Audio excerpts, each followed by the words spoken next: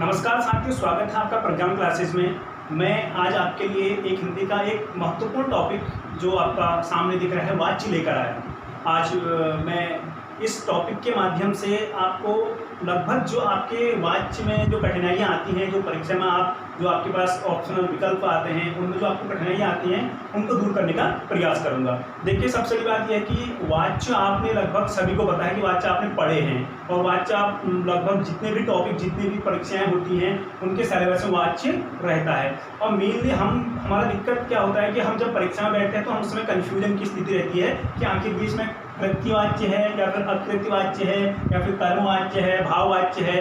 तो मैं इसको सिंपल तरीके से प्रयास करूंगा कि आपकी समझ में आ जाए और ये जल्दी ही आपकी समझ में आ जाएगा, मुझे ऐसा लगता है। और मेरी आशा भी है कि मैं जिस प्रकार से आपको बताऊंगा तो ये थोड़ा डिफरेंट होगा और आपको समझ में आएगा जरूर। तो ज़्यादा देर में करते हुए शुरू करता हूँ आपका वाच्य। देखिए, छोटी छोटी वीडियो आएंगी, लगभग 10 मिनट में पूरा टॉपिक पर निपटाने की कोशिश करूंगा और 10 मिनट के अंतर्गत ही लगभग जो हिंदी की आगे मैंने सीरीज जो मेरी आएगी वो 10-15 मिनट की, वो आपके अकॉर्डिंग जो जिस टॉपिक में आपको लगेगा कि हमें इस टॉपिक को पढ़ना चाहिए, आप मुझे कमेंट बॉक्स में बता दीजिएगा। मैं उसके अकॉर्डिंग आपके लिए छोटी छोटी वीडियो जो कि आपको टॉपिक को क्लियर करेंगी। पढ़ाना उद्देश्य नहीं कि पढ़ शब्द रखा है, सिर्फ टॉपिक को क्लियर करना मेरा उद्देश्य रहेगा कि आपका कैसे वो टॉपिक क्लियर हो जाए। मैं अब सीधे सीधे आपको वाच्य में लेके चल रहा हूँ। देखिए, हिंदी में आपने देखा होगा कि बहुत सारे प्रकार वाक्य, वाच्य, ये वो, आपको बहुत सारे कंफ्यूजन क्रिएट होता है। देखिए, हमें सीधे सीधे वाच्य लेके चलना है और मैं बहुत सिंपल तरीके से इसको आपको बताने वाला हूँ। सबसे पहले देखिए, हमें वाच्य क्या है। सबसे पहले ही हमारा हमको समझ में आना चाहिए वाच्य क्या। देखिए, बोलने का विषय, यानी बोलने का जो विषय है वो आखिर कर्ता है या फिर कर्म है या भाव है, यही वाच्य है। यानी कर्ता है, कर्म है या भाव है, यही वाच्य है। यानी वाच्य के अब अगर विभिन्न प्रकार के बुकों में अलग अलग टाइप भी दिए हुए। देखिए, अगर मैं बात करूं तो वाच्य वैसे नॉर्मली दो प्रकार के, वाच्य दो प्रकार के, कृतिवाच्य और अकृतवाच्य। ठीक है, कृतिवाच्य और अकृतवाच्य कैसे? अब देखिए, कृतवाच्य में क्या होगा? कृतवाच्य का मतलब कर्ता का प्रधान होना, अकृत मतलब कर्ता नहीं होगा।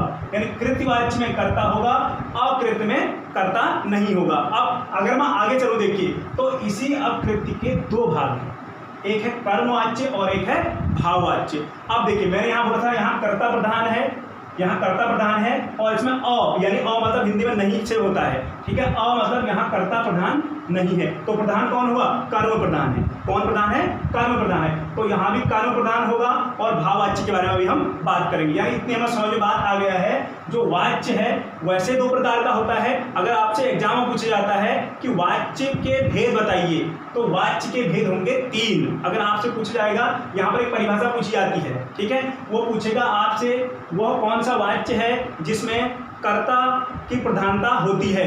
एक ऑप्शन दे देगा कृत्यवाच्य और एक दे देगा अकृत्यवाच्य और एक और दे देगा। तो यानी आपका उसमें क्या देना है? आपको अकृत्यवाच्य, यानी कर्ता की जहाँ प्रधानता हो रही है वो आपका कृत्यवाच्य और जहाँ कर्म की प्रधानता हो रही है वो अकृत्यवाच्य। यानी यहाँ समझिए, कृत्यवाच्य मतलब कर्ता प्रधान, अकृत्यवाच्य मतलब कर्ता प्रधान नहीं होगा, यानी कोई और प्रधान होगा। उसमें बात कर लेंगे हम कर्मवाच्य की या फिर भाववाच्य की। अब देखिए, इतना आपकी समझ में आ गया होगा।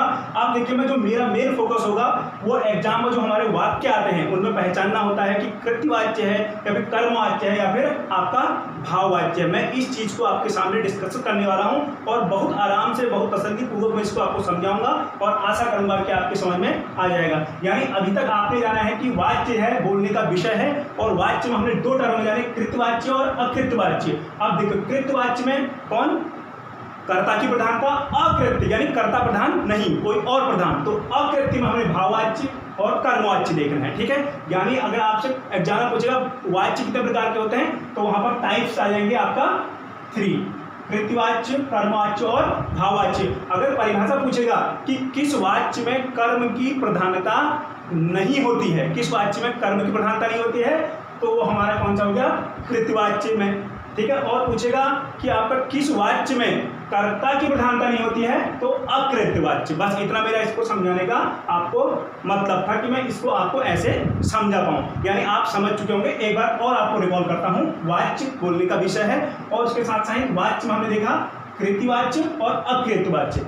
कृत्यवाच्य में हमने देखा कौन है? कर्ता प्रधान है और अकृत्यवाच्य होने का कर्ता प्रधान नहीं और कोई, ठीक है। और कोई का मतलब कर्मवाच्य या फिर भाववाच्य। अब मैं सीधे सीधे टॉपिक में आ रहा हूँ और कृत्यवाच्य को मैं लेके चल रहा हूँ जो महत्वपूर्ण है और लगभग एग्जाम में पूछा जाता है, ठीक है। अब देखिए इसमें क्या करना है हमें। कृत्यवाच्य यानी इतना हम समझ चुके हैं कि इसमें कौन है, कर्ता प्रधान है। अब आपको कर्ता और कर्म शायद समझ में आता होगा, नहीं आता है तो यहाँ पर से मैंने एक एग्जाम्पल लिखा है, मैं इसको आपको बताता हूँ। देखिए इसमें क्या है, राम पुस्तक पढ़ता है, ठीक है। अब देखिए इसमें क्या, राम क्या है, करता है, ठीक है। राम क्या है, करता है। मैं आपको सिर्फ समझा रहा हूँ कर्ता और कर्म क्या है करके। देखिए राम इसमें क्या है, करता है, पुस्तक क्या है, इसमें कर्म है, और पढ़ना क्या है, क्रिया है। यानी तीन चीजें भी आपकी समझ में आनी चाहिए, तब आपको समझ में आएगा। देखिए एक बार और ढंग से देखते हैं। देखिए अब मैं आपको समझा रहा हूँ क्या, अभी मैं टॉपिक पे नहीं गया हूँ, अभी मैं आपके कृत्यवाच्य के टॉपिक पे नहीं गया हूँ। अभी मैं सिर्फ आपको कर्ता और कर्म और क्रिया पहचानना सिखा रहा हूँ, जो आपको जिन लोगों को थोड़ा बहुत प्रॉब्लम हो रही है, वैसे सबको आता होगा, लेकिन फिर भी एक बार मेरा कर्तव्य बताने का। देखिए राम पुस्तक पढ़ता है, यानी राम पुस्तक पढ़ता है में हमें कर्ता कर्म और क्रिया को छांटना है। मैं एग्जाम्पल दे रहा हूँ सिर्फ, ये देखिए इसमें राम करता है, पुस्तक कर्म है और पढ़ना एक प्रकार की क्रिया है। इतना सब आपको समझ में आ गया होगा, ठीक है। कमेंट बॉक्स में बताइएगा जो समझ में नहीं आ रहा है और जहाँ पर गलतियाँ आपको लग रही है, जहाँ पर और अच्छी समझ सकता है फिर बताइएगा मुझे, ठीक है। देखते हैं, चलिए अब मैं आता हूँ कृत्यवाच्य में। कृत्यवाच्य के टॉपिक पर आता हूँ। अब देखिए इसमें हमें पहचानना कैसे है। मेन हमारा सिर्फ उद्देश्य यही है कि हम जब एग्जाम में आए तो उस वाक्य को सीधे सीधे डायरेक्ट ही कैसे हम अपना सही आंसर लगाने। ABC आंसर में भाववाच्य, कर्मवाच्य, कर्तावाच्य इनमें से कोई नहीं है, हम सीधे सीधे कहाँ पर हमारा कृत्यवाच्य सही हो जाएगी। सबसे पहले बात मैंने आपको कर्ता पहचानना सिखा दिया है। कर्ता व क्रिया लिंग वचन समान होंगे, यानी देखिए कर्ता और क्रिया का हमेशा लिंग और वचन समान होगा। क्या होगा, कर्ता और क्रिया का लिंग वचन समान होगा। कृत्यवाच्य में कर्ता और क्रिया का लिंग वचन हमेशा समान होगा। क्या होगा, कर्ता और क्रिया का लिंग और वचन समान होगा। यानी अगर कर्ता पुल्लिंग में है तो जो क्रिया है, जो क्रियाएं होती हैं वो भी पुल्लिंग में होगी। और अगर वचन एक है, यानी यहाँ पर कर्ता का वचन एक वचन है, तो आपका लिंग का वचन भी हमेशा एक होगा। इसको आप साफ साफ समझ लीजिएगा, मैं आपको बताता हूँ। देखिए यहाँ पर देखा मैंने क्या, राम पुस्तक पढ़ता है। देखिए राम क्या है, राम क्या है आपका पुल्लिंग है, और पढ़ना क्या है, पुल्लिंग है, ठीक है। राम एक वचन और पढ़ना एक वचन, समझिए बात को। यानी राम भी पुल्लिंग है और क्रिया भी क्या है आपका पुल्लिंग भी है, और पढ़ना भी क्या है आपका एक वचन है, और राम भी हमेशा एक वचन है। तो यानी एक पहले हमारा जो कारण है पहचानने का, कर्ता और क्रिया का लिंग वचन हमेशा समान होगा। कृत्यवाच्य में हमेशा कर्ता और क्या, क्रिया का लिंग और वचन समान होगा। इतना समझ में आ गया आपको। फिर देखिए मैं आपको समझाना। अब यहाँ पर देखिए क्या है, यदि कर्ता विभक्ति रहित हो। अब मैंने ये चीज को लिखी, देखो यदि इस लाइन को आप बहुत अगर ढंग से समझ गए ना तो लगभग आपके जो कंफ्यूजन है वो सारे यहीं पर खत्म होने वाले हैं। क्योंकि अगर आप एक को समझ गए, कृत्यवाच्य का मतलब होता है कर्ता का प्रधान, अगर आप ये कर्ता वाले को समझ गए तो लगभग आपके दो और जो टर्म है वो लगभग बहुत आसानी से आपके सॉल्व होने वाले। क्या है, यदि कर्ता विभक्ति रहित हो, रहित का मतलब उसमें विभक्ति नहीं हो। अब देखते हैं इसमें एक थोड़ा सा एक अपवाद भी आएगा, और उस अपवाद को मैंने यहाँ पर लिख दिया है। अब अपवाद क्या है, ने विभक्ति को छोड़कर जो हमारी विभक्तियां होती हैं, आपने देखा होगा कर्ता ने कर्म को करण से संप्रदान के लिए, ये जो आपका विभक्तियां हैं, इसमें अगर कर्ता विभक्ति रहित है, यानी मान लीजिए कर्ता में कोई विभक्ति नहीं है, कर्ता में कोई विभक्ति नहीं है, तो वहां पर कृत्यवाच्य होगा। सिर्फ अपवाद एक्सेप्शन कौन सा, ने को छोड़कर। अगर ने आ गया तो फिर हम उसमें देखेंगे कि इसमें क्या टर्म बनता है। मैं आइए आपको इसके द्वारा समझाने की कोशिश कर रहा हूँ। देखिए अब मैंने कहा है आपसे, कर्ता क्या है पहचानना आता है, राम चलता है, राम चलना है। चलना क्या है, क्रिया है, यानी इसमें कर्म तो है नहीं। फिर भी देख लीजिए, अब राम के बाद कोई क्या विभक्ति है, कोई विभक्ति नहीं है ना। मैंने लिखा है देखिए, यदि कर्ता विभक्ति रहित हो, यदि कर्ता विभक्ति रहित हो गया है तो इसका मतलब सीधे सीधे इसमें क्या है आपका, क्या है, कृत्यवाच्य है। अब मैं आपको विभक्ति वाला जो मैंने आपको एक्सेप्शन बताया था उसके बारे में बात करने जा रहा हूँ। क्या है, अब देखिए मैंने यहाँ पर लिखा राम ने पुस्तक पढ़ी, राम ने पुस्तक पढ़ी, क्या पढ़ी, राम ने पुस्तक पढ़ी। अब देखिए मैंने लिखा था अपवाद ने विभक्ति को छोड़कर, और क्या होगा इसमें, कर्म विभक्ति रहित होगा। अब इसमें ध्यान देखिए, कर्म देखिए ये कर्म है ना, इसके पीछे कोई विभक्ति नहीं हो। अगर इसके पीछे कोई विभक्ति है तो फिर मामला उलट जाएगा। यानी आप समझिए कृत्यवाच्य में अगर ने विभक्ति आ रही है और कर्म के पीछे कोई विभक्ति नहीं है तो सीधे सीधे कृत्यवाच्य होगा। देखिए राम ने पुस्तक पढ़ी, सीधे सीधे क्या है हमारा कृत्यवाच्य। समझ में आ गया? एक बार फिर रिकॉल कर रहा हूं। देखिए अगर कर्ता विभक्ति रहित हो, विभक्ति रहित हो और एक्सेप्शन क्या है, अपवाद क्या है, अगर कर्ता में कर्ता के बाद से क्या है ने विभक्ति आ जाए और उधर कर्म के पीछे कोई विभक्ति नहीं हो तो हमारा कृत्यवाच्य होगा। एक एग्जांपल और देखते हैं। और देखिए इसमें एक एग्जांपल और, सीता पुस्तक पढ़ती है। अब यहाँ पर देखिए मैं इसको चेंज भी करता हूँ। देखिए अब आपको मैं बताता हूँ, सीता पुस्तक पढ़ती है, सीधे सीधे कृत्यवाच्य। क्यों? क्योंकि सीता क्या है आपका, सीता क्या है हमारा, सीता है हमारा स्त्रीलिंग है, पढ़ना पढ़ती है क्या है, पढ़ती क्या है स्त्रीलिंग है, सीता एक वचन, पढ़ती है एक वचन। अब देखिए इसमें अगर मैं यहाँ पर अब एक कृतवाच्य है, यानी कृतवाच्य का मतलब होता है कर्ता के अनुसार ही पूरा वाक्य चलता है। अगर मैं यहाँ पर कर्ता के हिसाब से और चेंज करूं तो वहां भी ऑटोमेटिक चेंज। मैं यहाँ पर लिख दूं अगर राम पुस्तक पढ़ती है, क्या ये वाक्य सही है? नहीं है। तो इसके साथ साथ यह भी चेंज हो जाएगा, राम पुस्तक पढ़ता है हो जाएगा। क्या हो जाएगा? राम पुस्तक पढ़ता है। यानी जो पूरी का पूरा आपका वाक्य डिपेंड हो रहा है वो किस पे डिपेंड हो रहा है? वो हो रहा है आपका कर्ता पर। इसलिए क्या है? कृत्यवाच्य है। कृत्यवाच्य का मतलब कर्ता सही है, सीधे सीधे मोटा मोटा मान सकते हैं कृत्य मतलब कर्ता, सीधे सीधे। अब आपको आशा करता हूँ ये टर्म समझ में आ रहा है। और एक महत्वपूर्ण बात इसमें क्या है जो आपका पूछ लेता है वो कभी कि आपका जो कृतवाच्य किस प्रकार का है, सकर्मक होते हैं या अकर्मक होते हैं। जो सकर्मक भी हो सकते हैं और अकर्मक भी हो सकते हैं। अब ये सकर्मक अकर्मक वाला कॉन्सेप्ट आपकी समझ में अगर आपको नहीं आता तो कमेंट बॉक्स में लिखिएगा, मैं इसको आपको क्लियर कर दूंगा। ठीक है? यानी हमारा जो क्रिया होगी वो सकर्मक भी हो सकती है और अकर्मक भी हो सकती है। अब एक बात और समझ आते हैं। देखिए कृतवाच्य में क्या है, कर्ता और क्रिया लिंग वचन हमेशा समान होंगे और साथ यदि कर्ता विभक्ति रहित हो, यानी कर्ता में कोई विभक्ति नहीं हो, सिर्फ अपवाद के रूप में एक्सेप्शन ने का होगा। और साथ ही साथ उसमें क्या होगा, देखिए क्रिया सकर्मक भी हो सकती है और अकर्मक भी हो सकती है। जैसे राम चलता है, ठीक है, आपका राम पुस्तक पढ़ता है। अगर मैं यहाँ पर सीता लिख दूँ, सीता पुस्तक पढ़ता है तो होगा नहीं, पढ़ती है होगा। यानी क्रिया यानी आपका किसके अनुसार, यानी आपका कर्ता के अनुसार क्या हो रहा है, सब कुछ चेंज हो रहा है। कर्ता के अनुसार ही पूरा का पूरा वाक्य बदल रहा है। इसलिए यह प्रकार के वाक्य क्या है, सब आपका कृत्यवाच्य हैं। इतना समझ में आया? अब मैं आगे बढ़ना हूँ आगे वाले पॉइंट पर। आशा करता हूँ आपको समझ में आ चुका होगा। अब देखिए मैं जा रहा हूँ आगे। अब कृत्यवाच्य के ही पार्ट होंगे दो। उसमें कौन कौन से, यानी अब इनमें अब समझ में आ गया होगा। देखो अभी यहाँ तक कर्ता प्रधान था, अब यहाँ तक क्या था, कर्ता प्रधान था। अब इनमें कर्ता की कोई प्रधानता नहीं होगी, इसलिए इसे नाम दिया गया अकृत्यवाच्य। यानी कर्ता की इसमें कोई प्रधानता नहीं। अब कोई और ही टर्म चलने वाले हैं। तो जैसा कि नाम से ही आ रहा है यहाँ पर कर्मवाच्य, यानी अब इस वाच्य में क्या होगा, आपका कर्म की प्रधानता होने वाली है। यानी इस वाच्य में कर्म की प्रधानता होने वाली है, उसे इसलिए हमने नाम दिया कर्मवाच्य। यह तो नाम से ही समझ में आ जाता है। वहाँ कर्ता था, यहाँ कर्म आ गया, जो मैंने अभी आपको यहाँ पर समझाया था।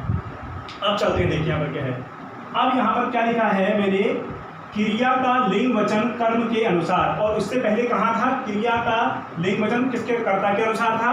यहाँ पर क्रिया का लिंग और वचन किसके अनुसार होगा, कर्म के अनुसार होगा। किसके अनुसार होगा, कर्म के अनुसार। और सबसे महत्वपूर्ण बात जो होगी इसमें, सबसे महत्वपूर्ण बात इसमें होगी, क्रिया सदैव सकर्मक होती है। सकर्मक मतलब कर्म के साथ, नॉर्मल सी बात है। सकर्मक अकर्मक क्या है, सकर्मक हुई तो ना कर्म के साथ मतलब सकर्मक, अकर्मक मतलब कर्म के साथ नहीं। तो नॉर्मल सी बात है। आप इसमें क्या था, कृत्यवाच्य में क्या था, सकर्मक भी हो सकती थी, अकर्मक भी हो सकती थी। लेकिन यहाँ तो कर्मवाच्य है और तो सकर्मक ही होगी।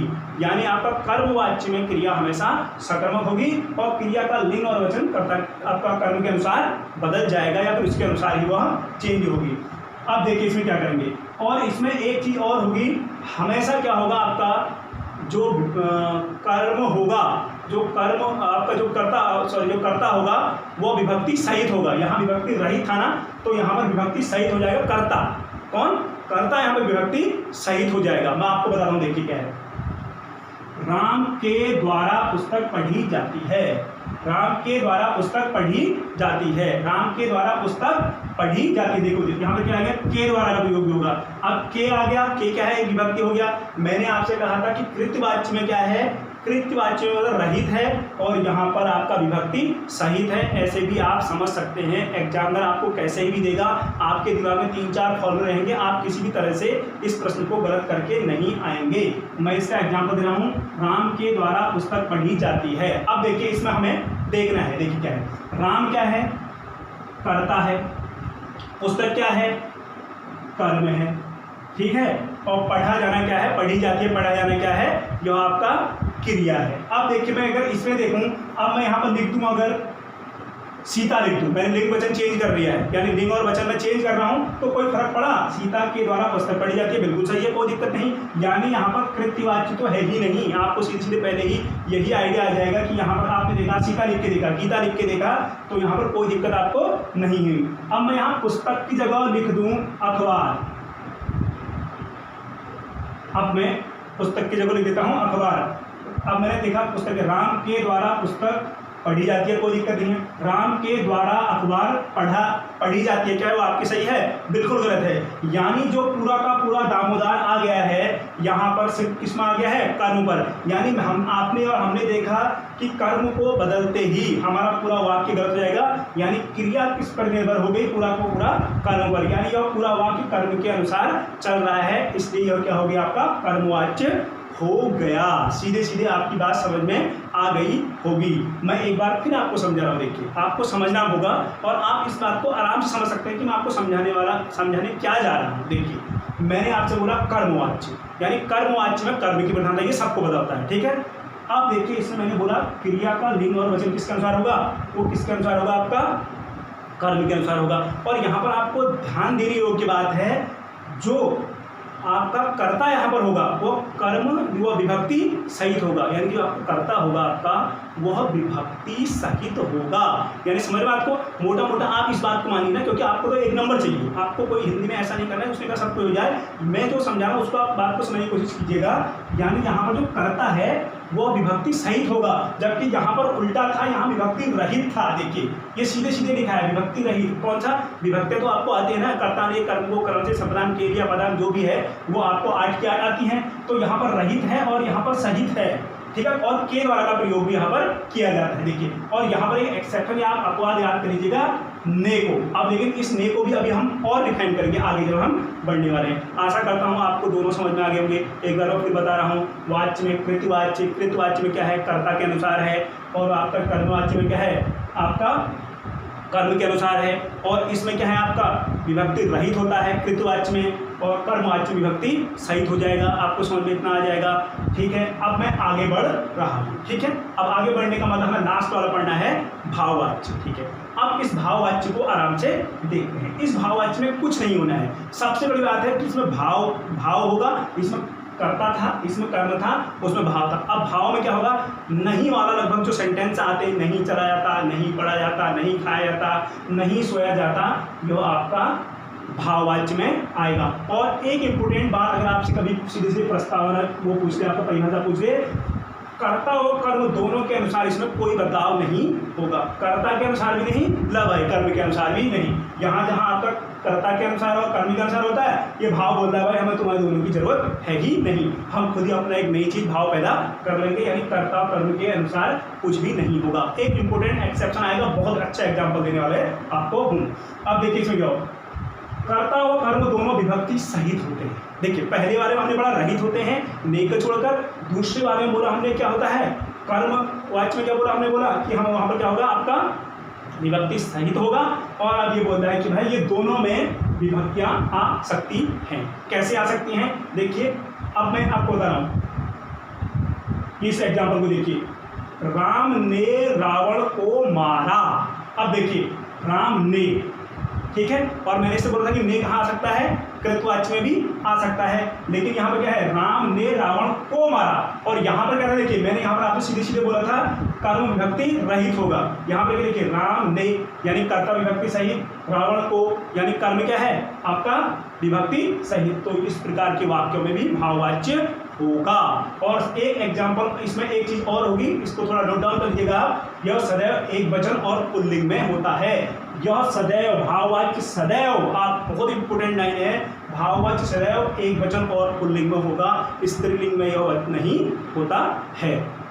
आशा करता हूँ आपको ये समझ में आ रहा होगा। एक बार मैं आपको पूरा एक बार और पूरा रिवाइज करा रहा हूँ और आपको पूर्ण तरीके से आप इस वीडियो को 2 या 3 बार देखेंगे, आपके सारे कॉन्सेप्ट क्लियर होंगे। उसके बाद से आप एग्जाम्पल लगाइएगा और जहाँ पर आपको दिक्कत आती है आप मुझे बाय कमेंट मुझे कर लीजिएगा, मैं आपको आंसर वहीं पर बता दूंगा। देखिए क्या है वाच्य, ठीक है, वाच्य कृतवाच्य अकृतवाच्य पढ़ा हमने, ठीक है। कृतवाच्य में हमने बोला आपसे क्या, कर्ता व क्रिया लिंग वचन समान होगा और साथ ही यदि कर्ता विभक्ति रहित हो, लेकिन अपवाद में ने बोल दिया था, क्रिया सकर्मक भी हो सकती है और अकर्मक भी हो सकती है। कर्मवाच्य में हमने बोला क्रिया का लिंग और वचन कर्म के अनुसार चेंज होगा और हमेशा जो क्रिया होगी वो क्या होगी, सकर्मक होगी। नॉर्मल सी बात है, कर्म का नाम हमारा सकर्मक, उसमें कोई दिक्कत थोड़ी है। उसके बाद से हमने बोला कि आपको क्या यहाँ पर क्या है, जो करता है वह क्या होगा, विभक्ति सहित होगा, के द्वारा का प्रयोग किया जाएगा। और जैसा के द्वारा का प्रयोग होगा तो हमने राम के द्वारा पुस्तक पढ़ी जाती है, चेंज करके देख लेना भाई, कोई दिक्कत थोड़ी है। यहाँ सीता के अगर आपके इसके द्वारा बदलाव हो रहा है तो कोई दिक्कत नहीं, अगर इसके द्वारा कोई फर्क नहीं पड़ रहा है, आपने यहाँ जैसे करता सीता लिखा, अगर फर्क नहीं पड़ता तो कोई दिक्कत नहीं, लेकिन फर्क पड़ रहा है, अगर यहाँ पर आप कर्म के द्वारा होगा तो फिर कर्म के हिसाब से होगा, कोई दिक्कत नहीं आएगी आपको। अब मैं आगे करता हूँ भाववाच्य। देखिए भाववाच्य में क्या है, कर्ता व कर्म दोनों के अनुसार बिल्कुल भी नहीं होता है और सदैव एक वचन और पुल्लिंग में आपका होगी क्रिया, सदैव एक वचन और पुल्लिंग में आपके होगा कौन सा, भाववाच्य। और देखिए नहीं का लगभग अनुबंध प्रयोग होगा, जैसे सोनू से नहीं पढ़ा जाता, सोनू से नहीं पढ़ा जाता, नहीं का भाव जो होगा आपका भाववाच्य में होगा। लेकिन ऐसा भी नहीं होता है, ऐसा भी हो सकता है कि आपका दोनों में क्या होगा, विभक्तियां हो, तो वह भी आपका क्या हो जाएगा, आपका लगभग भाववाच्य के अंतर्गत आ जाएगा। जैसे ये एग्जाम्पल दिया, राम ने रावण को मारा। आशा करता हूँ जो आपके जो आपका टॉपिक था जो अच्छे से समझ में आ गया होगा। और ऐसे ही आपको और टॉपिक, जो छोटे छोटे टॉपिक होते हैं, अगर आपको समझने हैं तो मुझे कमेंट कीजिएगा, मैं उन पर कोशिश करूँगा कि अच्छे से कैसे समझा पाएँ, किताबी भाषा से और कैसे सरल भाषा में इसको समझा पाएँ, तो वो मैं कोशिश करूँगा और जल्दी से जल्दी आपके लिए इस लॉकडाउन या फिर इस कोरोना काल में आपके लिए इन वीडियो को लेकर आता रहूँगा। बहुत बहुत धन्यवाद।